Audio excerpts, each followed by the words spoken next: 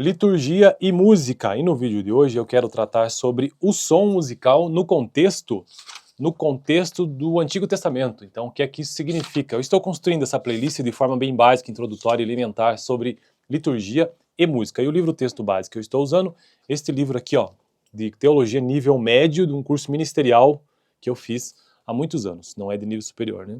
Por isso que eu digo que é apenas uma breve introdução bem básica mesmo. Então, som musical no contexto do Antigo Testamento. Na antiga adoração hebraica, as palavras da Escritura nunca eram faladas sem melodia. Então, o texto bíblico, para eles, sempre era com melodia, era cantado. Fazê-lo era considerado...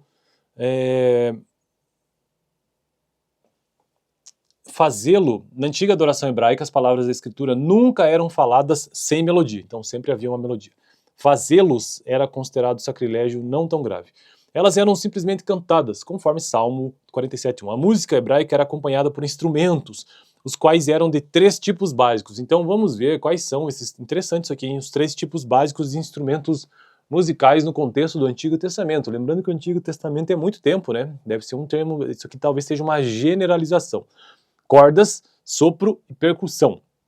Cordas, famoso, eu não sei soletrar esses termos em hebraico aqui não, mas seria algo do tipo kinnor, que é uma lira relacionada com a quitara dos gregos, e nepfel, a harpa com até 10 cordas, algumas vezes chamada de saltério. Então isso é o corda, que a gente ouve como saltério. Sopro, o sofur, um chifre de carneiro. Halil, um caniço duplo com um oboé, como se fosse um oboé, um instrumento de sopro madeirado. E razozerá, uma trombeta de metal. Yugbah, flauta vertical usada principalmente na música secular. E por fim, percussão, que é o tof, que é uma espécie de tamborim ou tambor de mão. E os elslim, que são símbolos. E menanahim, que é uma espécie de sistro, espécie de marimba.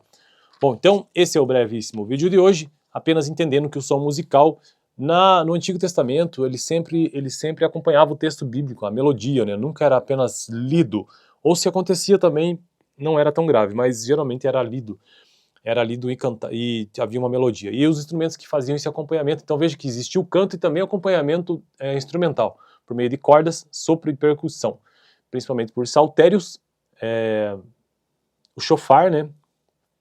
Exatamente, o shofar, o halil, ugba e tambores de percussão, símbolos. Valeu!